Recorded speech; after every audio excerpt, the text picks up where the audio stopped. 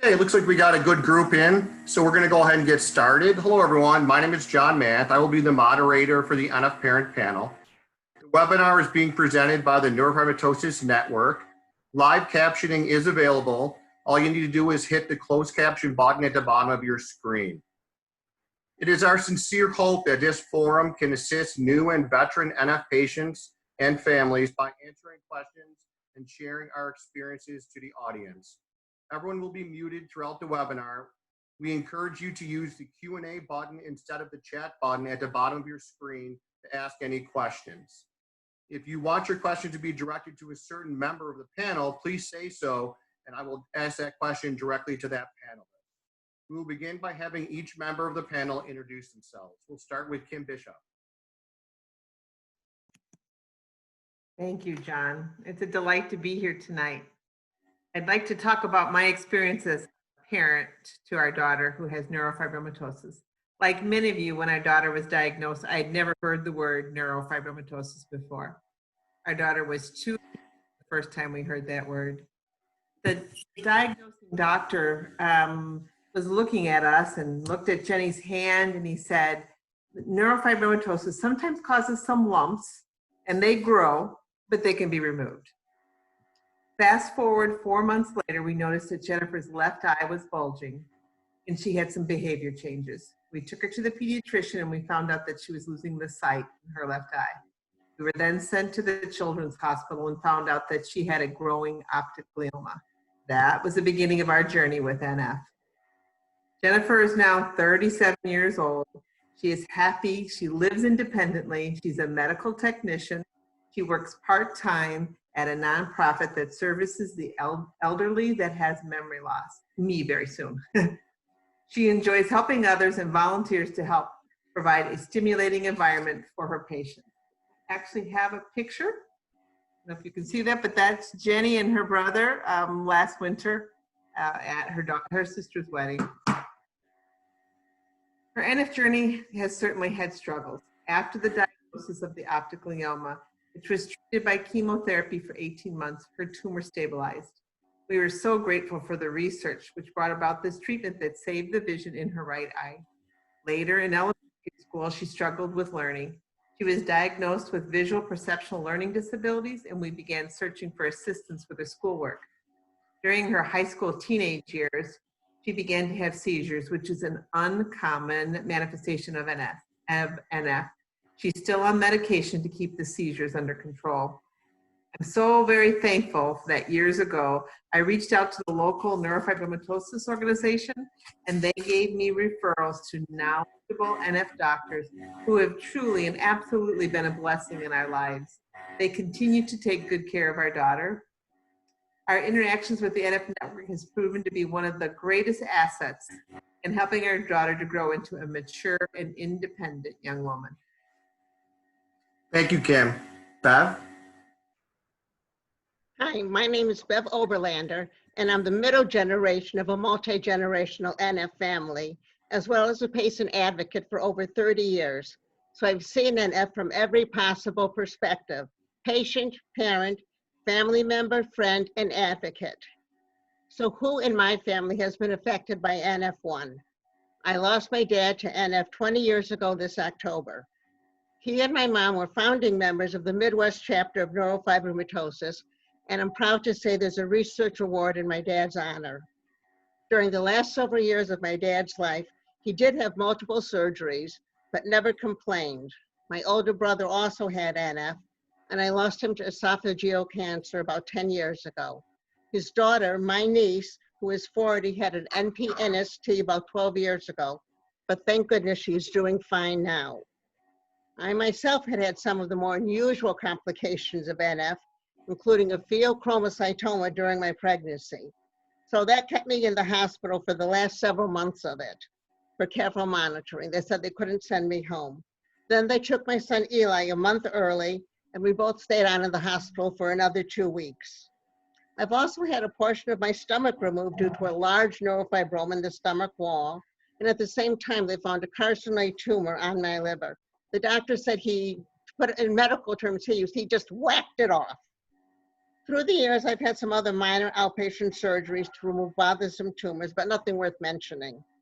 I'm also a stage 3 breast cancer survivor, but whether it's due to NF, because women have a higher incidence of breast cancer, or a strong history of breast cancer on both sides of my family, I have no idea.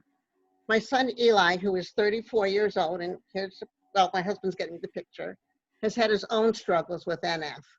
When he was 8, this is Eli, he had a tumor that had eroded the bone of his eye socket, which necessitated a craniotomy.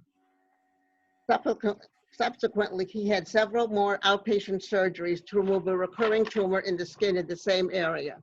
Doesn't slow him down though. A year after that major surgery, he was playing Tiny Tim in A Christmas Carol at one of the largest professional theaters in downtown Chicago, 8 shows a week. And despite some learning difficulties, he graduated college with a B+ average and teaches 3rd grade in Las Vegas. He does have a stable aneurysm, which we've been watching for the last several years. And like many people with NF, he deals with chronic pain on a daily basis. He hasn't had a pain-free day since he's 9. As he's on a cocktail of 3 medications, amitriptyline, gabapentin, and Cymbalta daily, which brings his pain down to what he calls a manageable level of 3 to 5, with Norco as he needs it. But the journey forward is a positive one. I've seen the progress over the last 30+ years, from 2 sentences in a medical book to the recently approved drug for the treatment of inoperable plexiforms.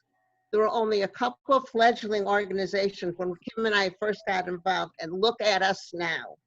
And I'm excited to tell you that I'm hopefully going to be enrolled in a new clinical trial to test a topical treatment for the cutaneous neurofibromas. And the information about that clinical trial is on our website. It's just opening up and it's very exciting. So despite all the struggles, our journey forward is both positive and hopeful. Thank you so much.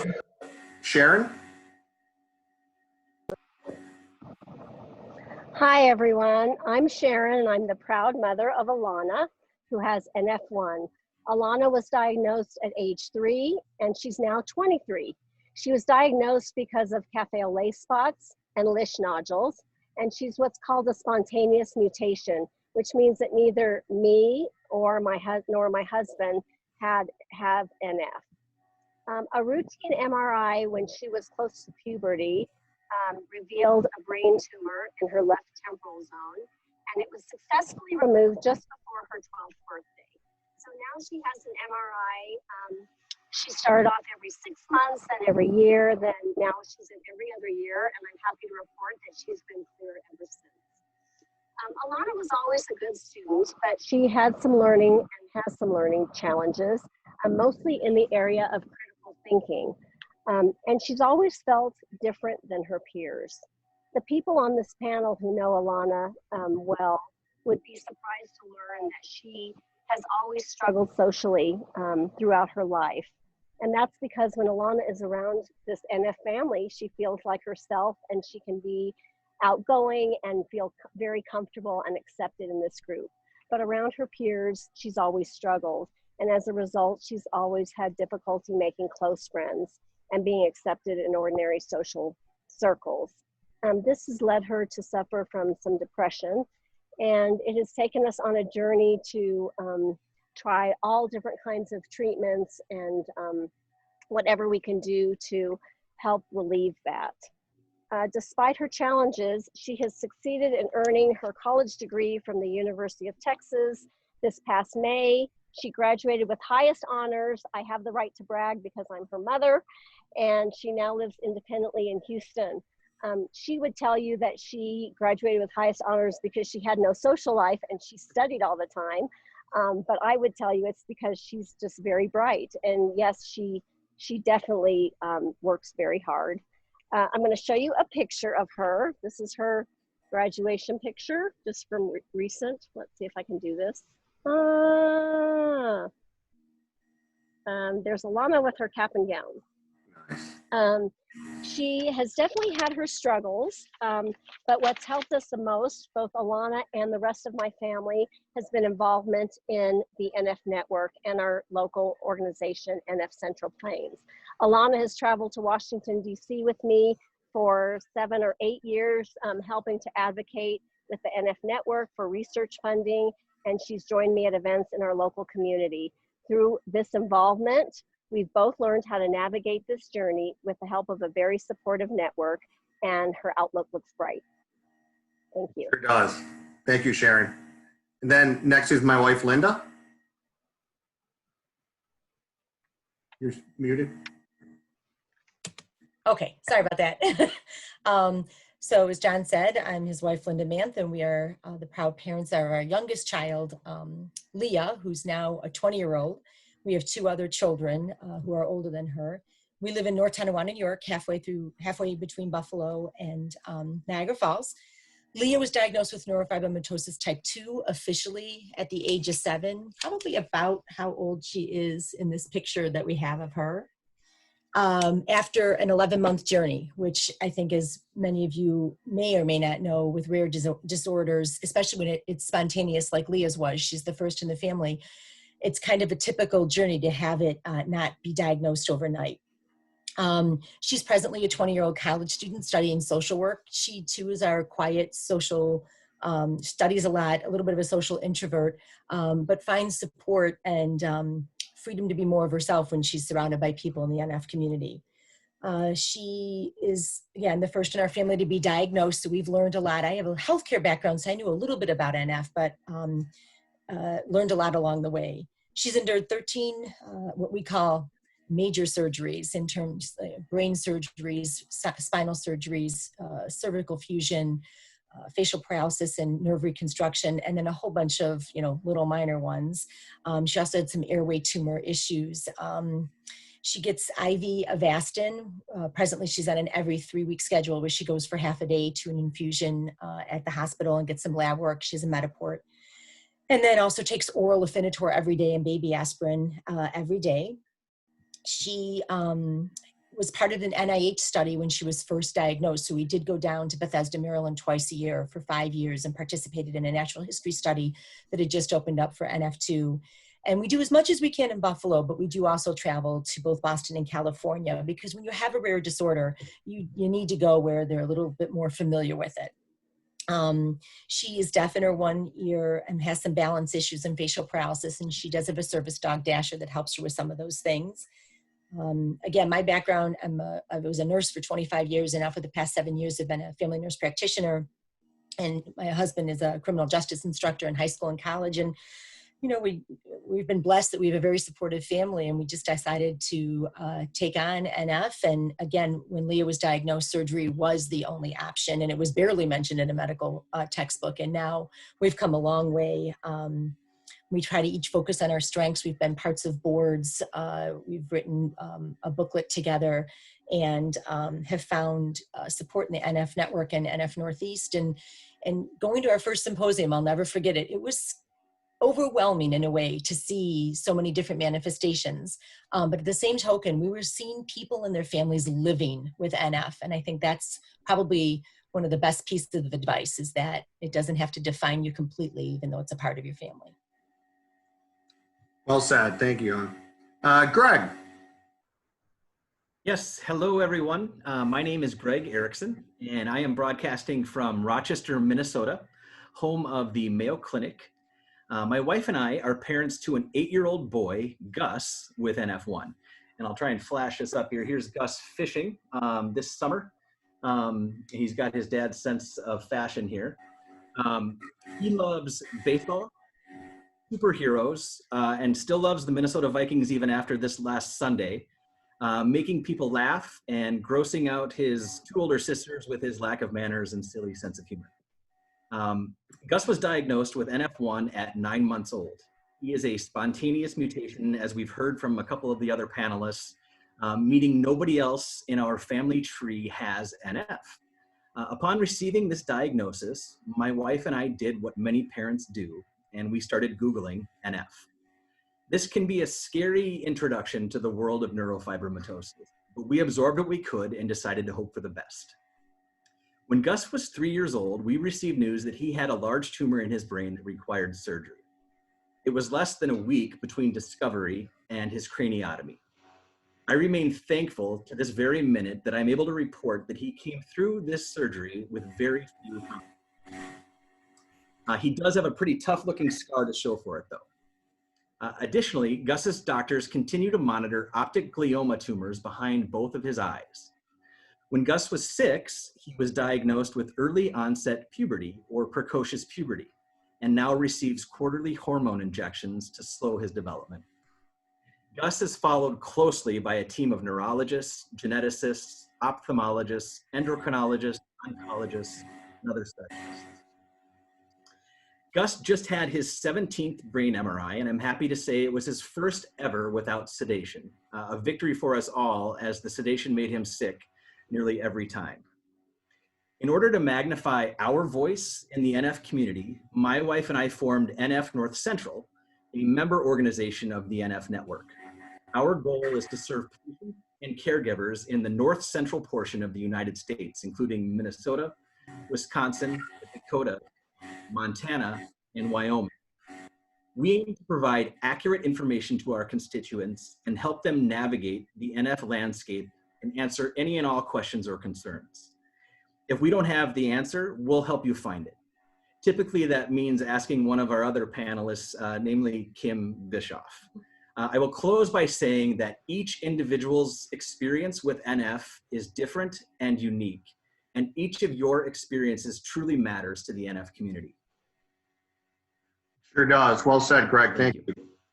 So now what we're going to do is I'm going to ask each panelist one question and they're going to answer it. And then we're going to open it up to all of you. So feel free at this time to hit the Q&A button and ask your question. And we'll get to it after we do one round of questions from me.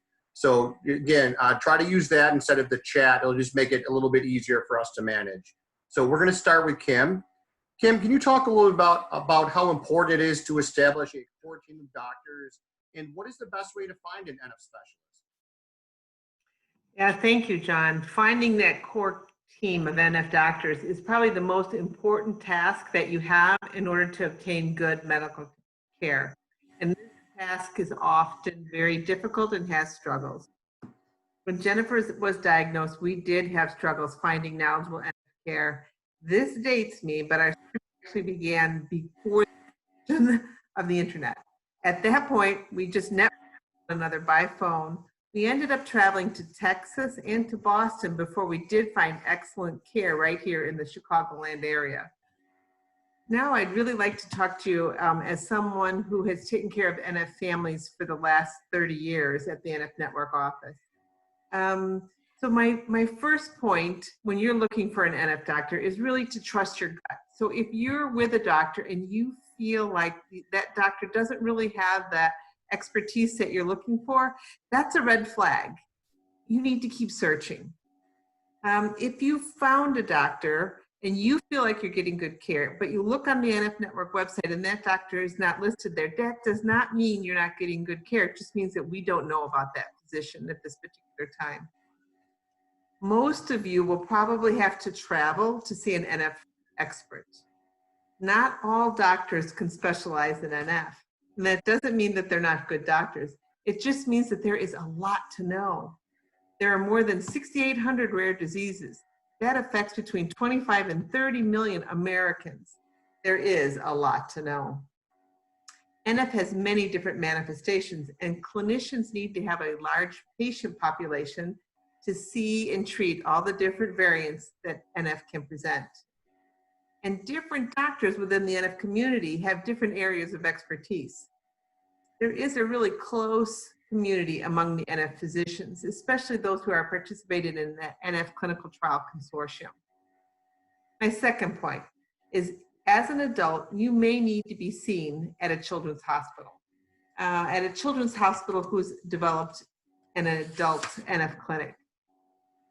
What we're really looking for is excellent NF care. It doesn't really matter that we might be sitting in a big bird chair. We could be looking at a fish tank and the fish are swimming. That's okay. Many of the pediatric neurologists and geneticists have become excellent at understanding neurofibromatosis, and they continue to see their young patients into adulthood. My third point is to say it's helpful to encourage your local doctor and your NF specialist to communicate. They can work together to help you manage your care, and that'll often mean less travels to the NF clinic. The NF Network has created a document called NF Care Options. This we've done for NF Type 1. This is a good tool for you to take to your physician in order to connect that doctor with others that you would like to collaborate with your care. I know it's not easy to travel, and the fight and the struggles with the insurance companies are difficult, but it is really worth the fight. Unfortunately, I have heard stories from families who didn't get the proper care, and it can be devastating. The NF Network, the website, the staff, all of the member organizations would like to be assistance to you to help you find the best possible care. You can locate a doctor on the nfnetwork.org website and click on Find a Doctor. You can reach out. There'll be a number and an email address at the end of this webinar. You can reach out to us that way, and we'll get you connected into the right place. This organization has been a true blessing for my daughter, Jennifer, and for our family. And we hope that this organization can be as much of a blessing to you as it has been. Thank you, Kim. Great advice. Bev, my next question's for you. Having NF yourself and knowing that there's a 50-50 chance of your own child having NF, how and why did you make that difficult decision to have children? Well, whether or not to have children when you have NF is an extremely personal decision. The chances of passing it on to my child was 50-50. My brother and I both inherited NF from my dad, but only one of my brother's 2 children did. I passed it on to my son. I really think it's more of a question of how well you emotionally cope with NF, more than the actual severity of your own disease. Because I know people with mild NF who don't want to deal with it, don't want to hear about it, don't want to talk about it, and are extremely fearful of passing it on. While others who might have a more severe case just deal with it, go on with their lives, and don't have any qualms about being a parent. For me, actually, my husband and me, our choice was an easy one. We both wanted children despite the possible risks. The decision might have actually been easier for me being the child of a parent with NF. That was because I saw my dad, yes, he had NF, but I grew up in a household with a dad and I saw it had really very little impact on his life. I grew up in a very happy household. My dad had, multiple surgeries, but he had them and then went on with his day-to-day living. I raised in a happy household with a supportive mom to my dad, and we just went on with our lives. My dad had a responsible job. He traveled, everything else. Recently, actually, right after my dad died, Kim, who now is our national director, she actually told me that after she met my dad when her daughter was 2 years old, for the first time since the diagnosis of NF, she wasn't afraid anymore because she saw that you could live with NF. My husband and I also chose to start a family because despite NF problems, I too led a perfectly happy and normal life up until that time. It was actually exciting and fulfilling. I went to college, I had a job, I have a master's degree. Yeah, there was downtime for my medical problems, but I just dealt with them and continued on with the life. NF has never stopped anybody in my family from doing anything.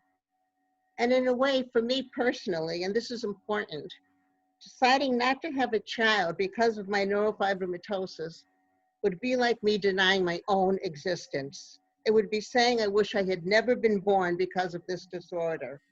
Instead, because of NF, I have met some incredible people, the people in this organization, a second family, participated in some amazing research, and feel like I've made a difference. By advocacy, by serving on scientific panels, I've made a difference in the world. Another important point to add to this conversation about having children. My son is a 3rd generation NF person in our family, but he too wants to marry. He's looking for a nice single lady and have children of his own. NF has never stopped Eli from doing anything he wants to in life. And he takes some of the problems he has encountered and turns them into positives. For example, his learning disabilities he feels are actually a blessing because it helps him spot them in his own students. I think the best way to sum this whole issue up is a quote from Eli. He says, "I am me, I am not my disorder." Excellent. Thank you, Bev. Sharon, what are some of the ways parents can address the social emotional challenges facing their children?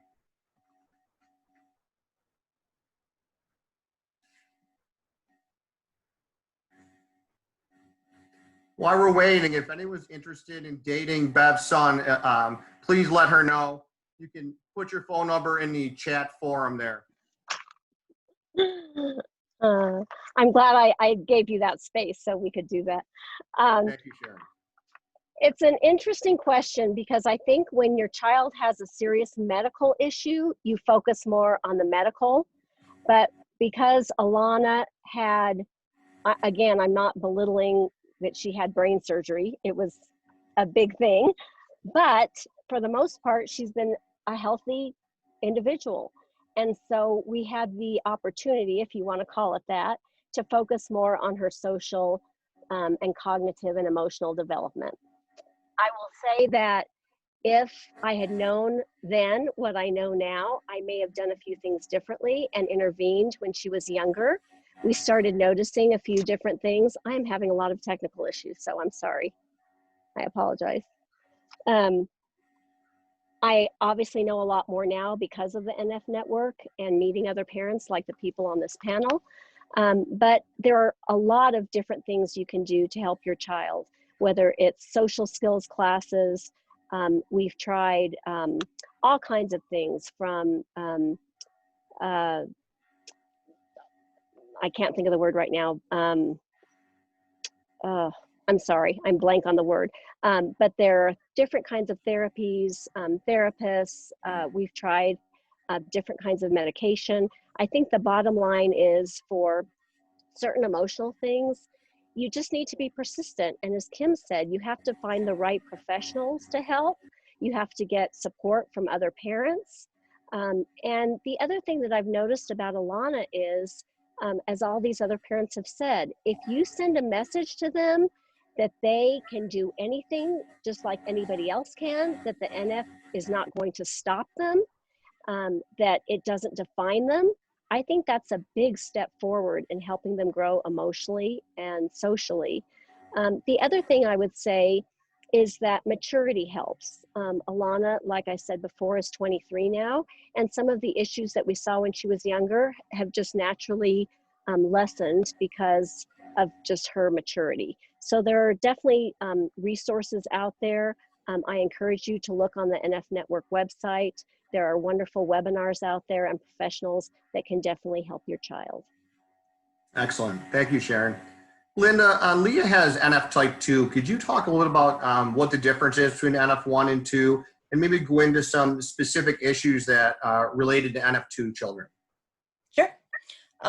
So knowing what we know now about genetics, that they're really two completely different disorders, it's actually kind of amazing how strikingly similar they are in some aspects. You can have both internal and external tumors. So as some of the people in NF1 have talked about brain tumors, and that's what you predominantly think about in NF2.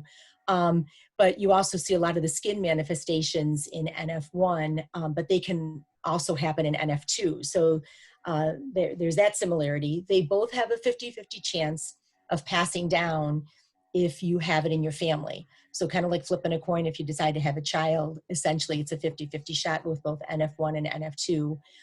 But the other half of the presentations are spontaneous, where they come out of nowhere, as in our situation. So with both of these disorders, you're lacking a protein, and that protein is a tumor suppressor. So when it's working correctly in your body, it tells your body to not develop tumors. When you're missing that protein, then tumors develop. And in NF1, the protein missing is neurofibromin, and they can get neurofibromas.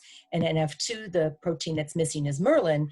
And as a result, you develop either schwannomas, meningiomas, or ependymomas. With The schwannomas, the most typical presentation in NF2 is you get, and what makes it very unique is you get bilateral vestibular schwannomas.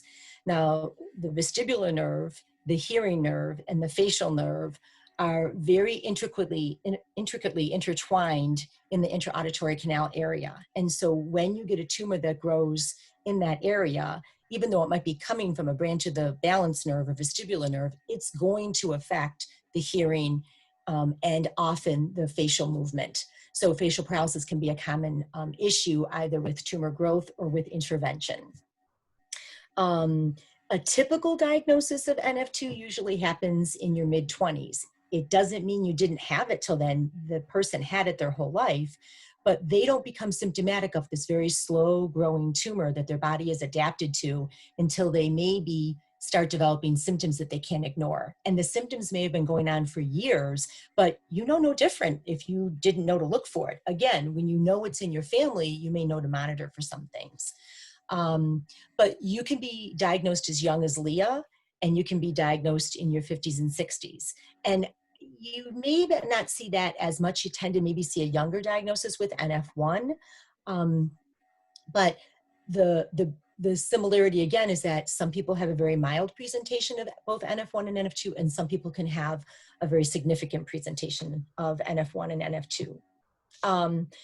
Like I said, Leah was part of the NIH study, and MRIs are part of her life as well. She started having MRIs at 6 and 7 years of age. She gets 4 a year, and 2 of them are 3 to 4 hours long, and 2 of them are an hour to 2 hours long. They're the easy day. So, because it depends if we're doing the whole spine or we're doing just her brain and her intra-auditory canal and her cervical spine, because that's where a lot of the tumors are. Again, in the spine are ependymomas, in the brain and the spine are meningiomas, and then the schwannomas are in the brain. They do go slow as in NF1, and your body can adapt. So that's the same, and your brain can adapt to that. But a growing benign tumor is very dangerous, and that can lead to morbidity and mortality. So you can have eye presentations in NF1. They're typically optic gliomas. In NF2, Leah has an optic nerve sheath tumor that's not affecting your vision right now, but we do have to keep an eye on it. You can see cataracts a lot in NF2. You don't see learning disabilities as much in NF2, and the NPNSTs that happen in NF1 do not happen in NF2.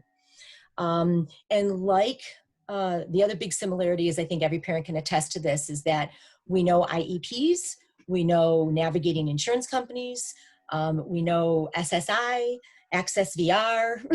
I can go on and on with all the initials that we could go on, but hope that's a pretty good presentation. Hey. Thank you, Linda. So Gregg, I first met you several years ago when you and your wife, Becky, joined us in Washington, D.C., and I had the privilege of going around DC for a couple of days with you and advocating for a cure for NF. So can you talk a little bit about advocacy? Because I know that's a passion of yours, and tell us kind of what advocacy means to you and what you've done in that area. Yeah, certainly, John. Thank you for the question. This is an important question, as I believe advocacy can be one of the most powerful megaphones for the NF community in order to bring awareness and funding to our cause. I'll start by briefly defining advocacy. So advocacy is an activity by an individual or group that aims to influence decisions within political, economic, and social systems and institutions. The NF Network's advocacy program is just that, and has been a resounding voice for the NF community since 1996 by securing over $600 million for groundbreaking, life-changing research since its inception. The NF Network typically goes to Washington, D.C. every February to let representatives and senators know how critically important continual funding of the NF research program through the congressionally directed medical research program truly is. When the president's annual budget comes out, it does not include funding for NF. So we have to make our collective voices heard by educating our representatives on this efficient and results-oriented program. The NF Network does this every year. I am pleased to report that we typically garner strong bipartisan support for this program. Advocacy, to me, is empowerment and a sense of duty to accurately represent the 120,000 Americans with NF. The NF Network Advocacy Program is the most visible and organized effort to secure much needed monies for NF-specific research, but it's not the only way for someone to advocate. Advocacy is just as important at your local and regional levels. Think grassroots efforts. Advocacy can be hosting an NF chat with the NF Network. It could be organizing a walk. It could be as simple as a bake sale. Using your voice and telling your story has immense power. There are a lot of distractions in our world right now, and our collective ability to keep attention and resources focused on NF is more important than ever. I'll close by saying that this has also been a wonderful way to introduce our unaffected children to the world of NF. Because NF can be scary for siblings as well. Sometimes unaffected children can feel a little pushed aside because mom or dad are always doing something NF related. My wife and I have started to bring our older kids with us to advocate, and the benefits have been twofold. One, an introduction to NF, a very organic introduction to NF, and two, showing them how we, as regular, everyday American citizens, can affect change by properly educating the people who represent us in Washington, D.C. And lastly, I'll add, our extremely handsome moderator, John Manth, as he eloquently described before, was our mentor the first time we descended on Capitol Hill. And although he continually got us lost in the many underground tunnels around the Capitol, it was a life-changing experience for my wife and me. The Manth family brings a gaggle of family members to DC every year. Their immediate and extended family are tireless advocates and an inspiration to my family. Thank you very much, Greg. That's very kind of you to say. All right, so now we're going to open up to questions. I already see several here, but feel free to ask any question you have. If your question is directed to a certain panelist, please state their name and try to use the Q&A, but I will bounce over to the chat as well. So the first question I see is from Adam. He's asked, my son was diagnosed with NF2 at age 9. He's now 11. He had surgery at Boston Children's this May to remove tumors in his brachial plexus, as well as to do nerve transfers in his wrist and hand. He had lost most of the use of his right arm and hand, but it's slowly coming back with physical therapy and time. He was accepted to NIH NF2 study, which is awesome, but unfortunately it's been postponed because of COVID. And I think his question is, let's see, he just had a hearing test and he was very aware of his NF, and he's very aware of his NF diagnosis. He knows he has a vestibular schwannoma, but doesn't know what that means. When and how did you broach the subject of potential hearing loss? I don't want to have him find out about that the day before he has his VS removed. That is a really great question, Adam, and I think that's a good one for Linda, if you don't mind answering that, please. Yeah, absolutely. So, you know, kids are perceptive. They're no dummies, and they know when something's up. And we just, you know, kind of early on decided to just be honest with Leah, but in the simplest of terms. So with her first tumor, which was a huge cervical spinal tumor, we basically presented it to her that there's a bump inside you and we have to take the bump out. And then shortly after, when she had her fusion and she had to have like her neck brace, we decided to glam it up, and we literally, like, bump be gone was one of the sayings we had on it. We put a big turkey on it because it was around Thanksgiving the one day. So like every time we had to change the collar and do stuff, which was sometimes an uncomfortable procedure, we would make the best of it by creating this environment that we, you know, saw something positive at the end, and she could pick how she was going to decorate it. And from the very beginning, we explained to her that, because her first 2 MRIs, she did not have VSs. They, again, were there in the teeniest of senses, but they evolved, you know, within the first year of diagnosis. And so we just were, again, honest with her that there's some bumps that may or may not affect your hearing. And then as she got a little bit older and she kind of could understand, we started having her doing lip reading. We could still hear completely. We started having her do some sign language. And, you know, how do you prepare to lose your hearing, especially as a teenager? I'm not really sure that there's an answer, and there's certainly not a perfect book written about it, but you definitely navigate as a couple and as a family. And I just think that it has to begin with, you know, some pretty honest, but you don't have to go into the incredible detail. I do think also, I just want to mention here that as couples, when you have, you know, as a couple in a marriage in America, 50-50 is a good number, you know, 7-8 years down the road after a marriage.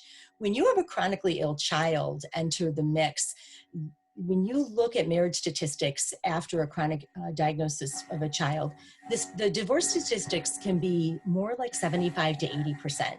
So I think also that this is where you really need to, as a couple, kind of find what your strengths are, but also accept that you're not going to always agree on everything. But at the same token, you have to agree on how you approach this with your child. That would be my biggest piece of advice as a couple.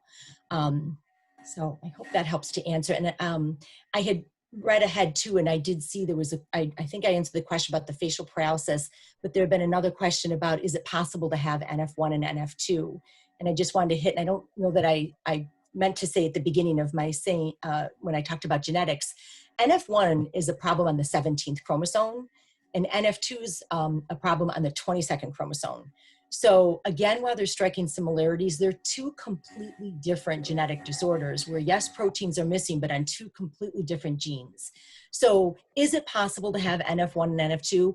While anything's possible, essentially, I would say it's statistically almost impossible. As we uncover more about genetics and we start to understand more, especially about the 22nd chromosome and Merlin, which is a very wizardly protein, you may start to see some diagnosis that it's hard to separate. Is this really NF2, or will you start to see some other diagnosis in that area? So I hope that helps to clarify that question as well. Thank you. So now we have one. It says, I have a 2-year-old son, I believe that's supposed to say, with NF1. So far, he is asymptomatic and was diagnosed from cafe au lait spots and then the genetic screen. When would you recommend starting a screening MRI? We see children's neurology specialty in a clinic, and they have recommended waiting until we see a developmental change or abnormality on the exams. As a parent, we try not to worry, and I'm not sure if an early MRI would give me reassurance or cause more worry. I would like to say we do struggle with giving medical advice, but if someone wants to answer that and give their opinion, that would be fine. Go ahead, Kim. I think the most important part of that question is making sure that you're connected with a good clinic that would be able to catch those abnormalities in order to be able to do the testing. So like I had said before, not every clinician is going to know all the different manifestations that NF can present. So if you're in a good center where they know that they can watch it really well, I would feel comfortable waiting for the MRI. If you're in another center where they don't see as many patients with NF, then I think oftentimes those children are getting more images just because that's the way the doctor is using in order to be able to monitor that situation. So there really is no answer to that question. It really sort of depends on the clinic that you're at. Yeah, I agree, Kim. Here's another question. My 8-year-old son has neurofibromatosis and very faint cafe au lait spots. He also has kidney stones, calcification in kidneys, and a plexiform cyst in his right kidney. He sees a nephrologist, but she doesn't seem as concerned about it as we are. How often should we seek MRI imaging to monitor changes? He only sees his neurologist yearly. Who would like to take that one?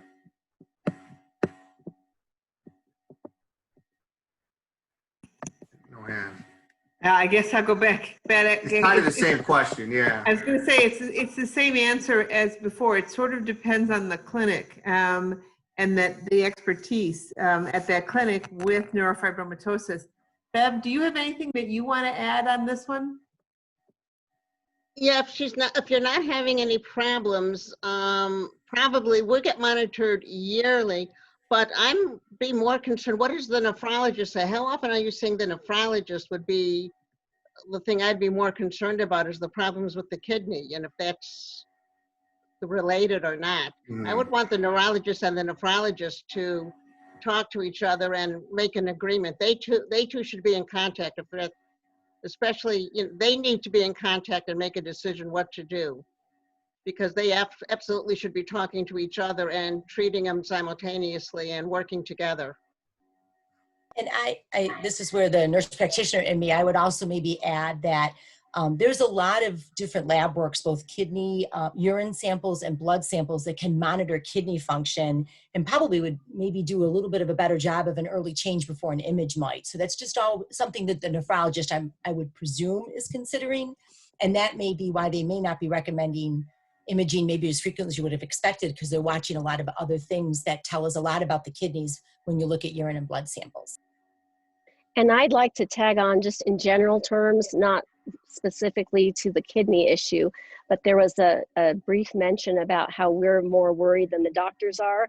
I think as parents, we're always more worried than the doctors are. And I think you have to go by your gut feeling. I think your kids sense when you're worried, as Linda said before, so that's not a good thing, but I think you also have to trust your intuition. And if you really think that there's an issue and it needs to be taken care of, you have to speak up. So I think it's a fine balance between trusting your physician and trusting your intuition. Absolutely. Yeah, I agree with Sharon. I just want to add one more thing.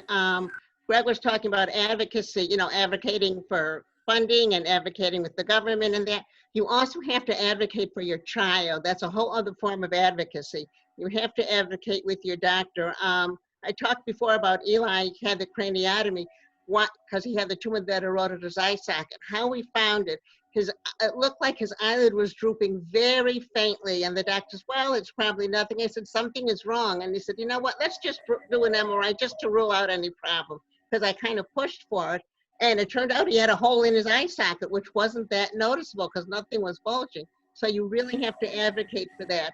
They might be reluctant to do the MRIs more often because a lot of times they use the dye, and the dye could be hard on the kidneys.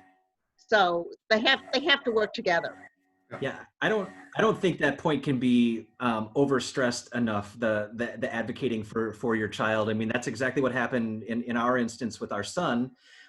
He was growing too tall, too fast. He was kind of shooting off the charts, which isn't typical for an NF1 diagnosis. And my wife's intuition was, let's get an MRI. When we had a pediatrician that was a great pediatrician, but they said, just dad's tall. Maybe this is just a growth spurt. So yeah, go with that gut instinct. I think that's a huge, huge thing that should not be overlooked here, is that advocacy that you do for your own child. Definitely. Well said. Here's a question. Has research found any factors that predict the severity or type of NF1 symptoms? So I think they're asking based on the symptoms, does that predict how severe things will be later in life? I didn't think so. No, we wish, and there's been a lot of money spent and research dollars spent on trying to discover that, but that we're not there yet. They're getting a little bit closer, but we're not there yet. I think one of the things in NF2, the younger you're diagnosed and the larger tumor burden that you have predicts a more severe course along your lifetime compared to someone. It has a penetrance of 65, meaning if you have NF2 when you're born with it, you may not know it until it presents itself, and that presentation may not be till you're 65 years of age. That may be a much lesser tumor burden compared to someone who was diagnosed at a much younger age.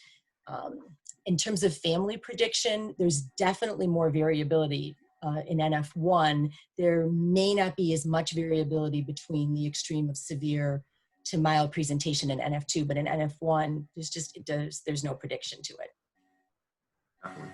Here's a question. It says, thank you for providing a list of doctors and the nfnetwork.org.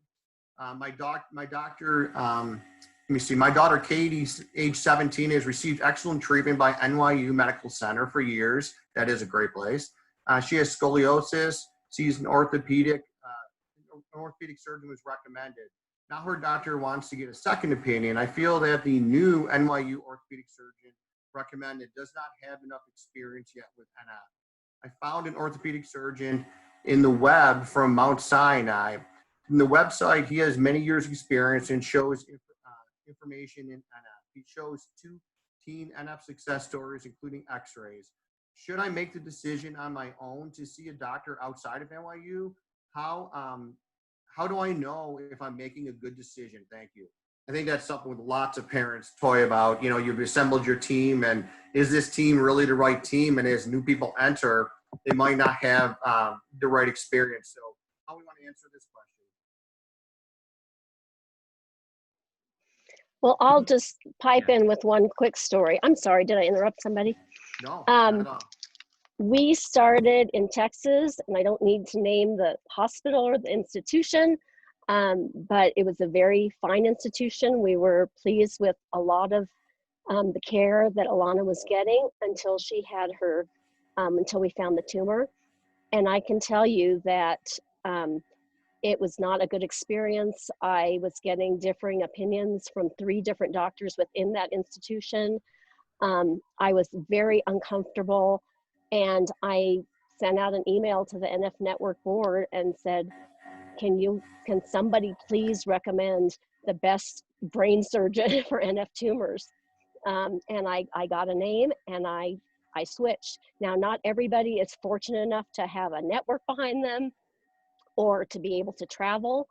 But I would say, just like we all talked about before, you need to advocate for your child. And if you're uncomfortable with your present team and you have the ability to make a switch to the best care that you can for your child, I say go for it. Yeah, I agree. I think you just have to continue to advocate for your child. You might want to coordinate that with NYU. You know, maybe they would want to communicate with that doctor as well. Here's a question from Elizabeth. My 28-year-old daughter has NF1. Her manifestations are optic glioma, scoliosis, spine fusions, and learning differences.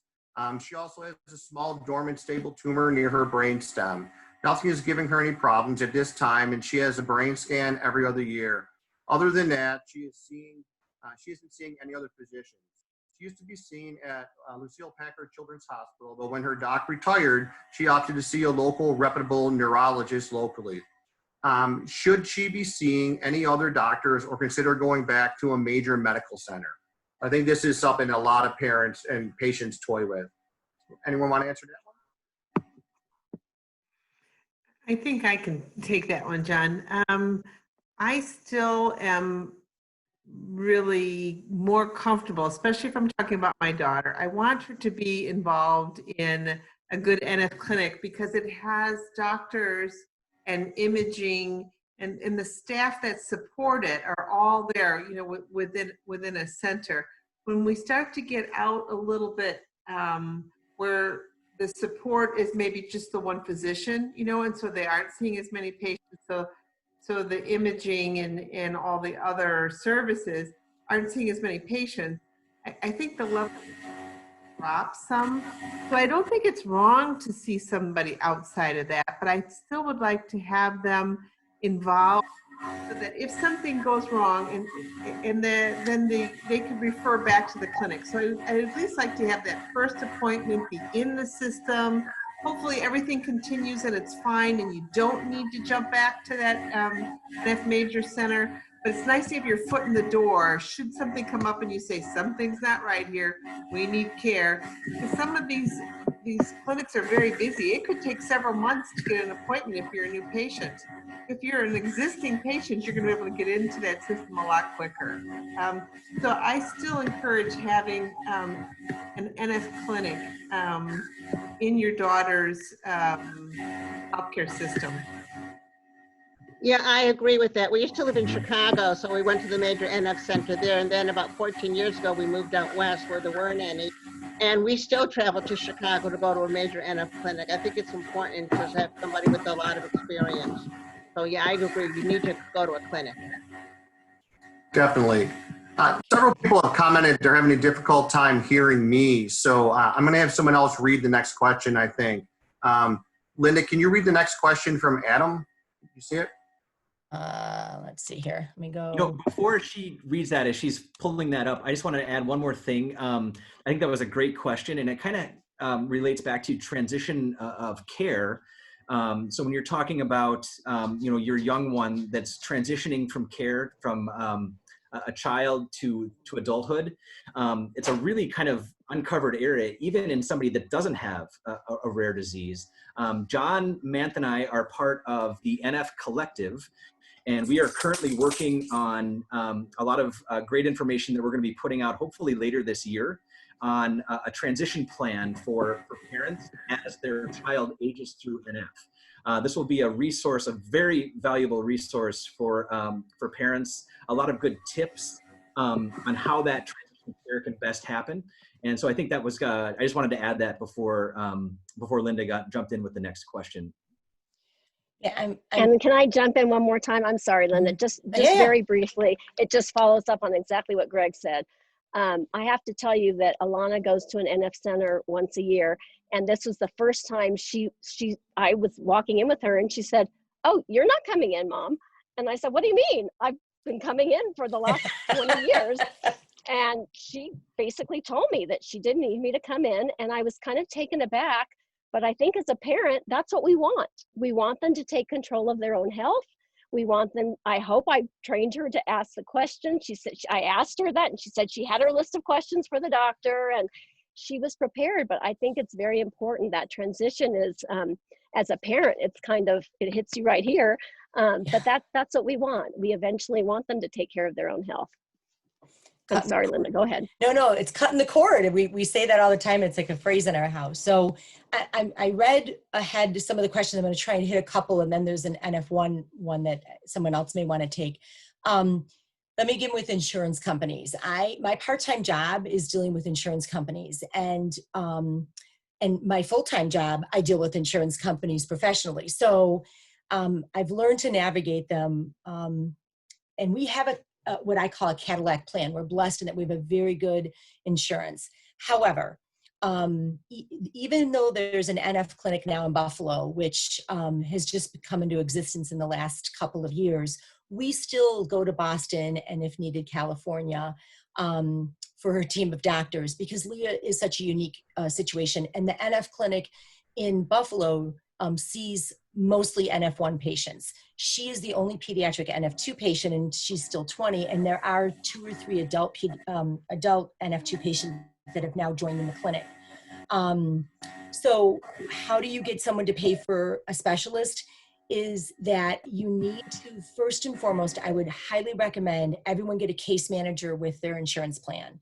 When you have NF, you're going to start on a journey where you have a lot of ologists, as Greg kind of alluded to, and it's a team of specialists because it's hard for one person to take it all over. So unfortunately, it often becomes the parent, and eventually that's got to become your child. But it's overwhelming for me as the 53-year-old mother to have Leah at 20 try and take over everything would be an awesome task. But the case manager helps you navigate your health insurance system. So for example, I just got a bill from Boston that I already had all the prior authorizations. It's going to be covered with the plan is in network.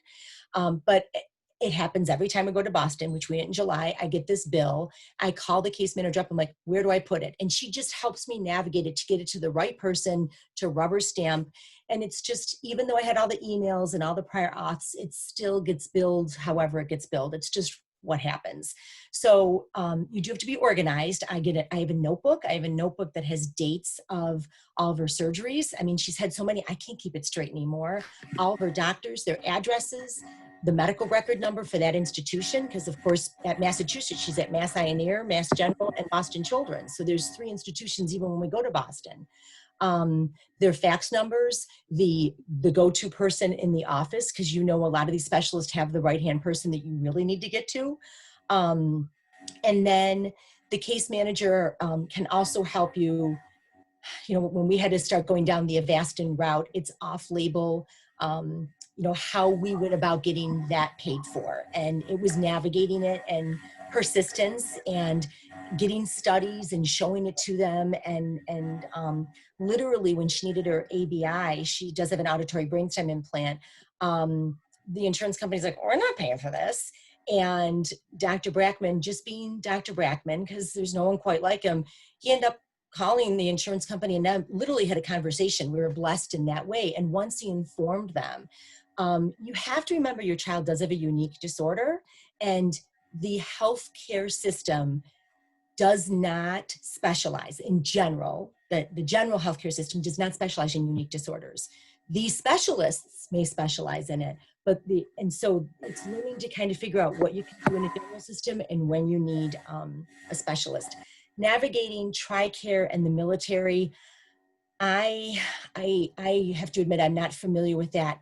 I want to ask John though, because I want to say someone else in the military reached out to us a year or two ago, and I don't know if this is that same person. Yeah, I don't think we have time to get into that. It was very complicated, but I think that's something that if you contact the NF Network, we're going to be able to help you with. Unfortunately, we're over time. We're over our hour that we allotted for this, and there's still lots of questions coming in, a lot of stuff in the chat board as well. So please keep your questions coming. There's going to be some information coming up on the screen where you can, hopefully we can reach out to us, and if we can help you, we'll find someone that can. But I kind of want to leave us tonight with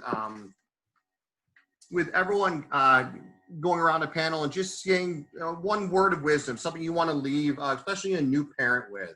So we can start with Kim, please.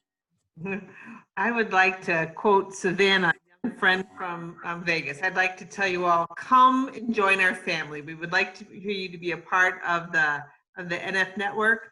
Feel free to send your questions to us and we'll get answers out to you or get you the best answers that we have just as soon as we can.